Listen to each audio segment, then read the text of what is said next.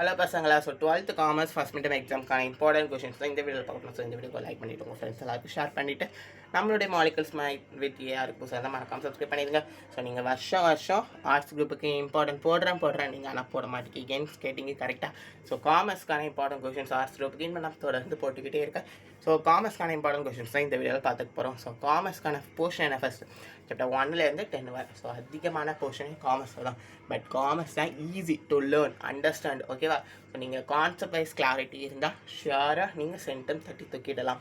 So கிளாஸில் நடத்த கவனிங்க. அப்படி உங்களுக்கு புரியலைனாலும் எந்த கான்செப்ட் புரியலன்னு மறக்காமல் கமெண்ட் பண்ணுங்கள். ஸோ 100% நம்ம வீடியோஸ்லேயோ ஷார்ட்ஸ்லேயோ மீட் பண்ணி படிக்கலாம். ஓகேவாப்பா? ஸோ இம்பார்ட்டன்ட் கொஷின்ஸ் பார்த்துலாம். ரொம்ப முக்கியமான 5 மார்க் கொஷின் மட்டும் இந்த வீடியோவில் நான் உங்களுக்கு சொல்ல போகிறேன். ஸோ இந்த 5 மார்க்கு ரொம்ப முக்கியமான 5 மார்க். ஸோ 19 5 மார்க் தான் இருக்குது. இது ரிப்பீட்டடாக பப்ளிக்கில் கேட்ட 5 மார்க்கும் கொடு. ஸோ அதில் எனி ஃபைவ் கொடுத்துருக்காங்க. ஏதாவது 5 பாயிண்ட் படிங்க. தயவுசெய்து 5 பாயிண்ட் மட்டும் படிக்காதீங்க. அட்லீஸ்ட் ஒரு 7லேருந்து 8 பாயிண்ட் படிங்க. நம்ம எக்ஸாமுக்கு போகிறப்போ கன்ஃபார்ம் 1 or 2 பாயிண்ட்ஸ் மறந்துடும். ஸோ நீங்கள் 7 பாயிண்ட்டுமே எழுதுனா உங்களுக்கு கன்ஃபார்ம் 5 மார்க் போட்டுருவாங்க. இப்போ 7 பாயிண்ட் எழுதி அது ஏதாவது தப்பு இருந்தாலுமே உங்களுக்கு 5 மார்க் போட்டுருவாங்க. ஸோ அதனால தான் கொடுத்துருக்குற எல்லா பாயிண்ட்டுமே படிங்க.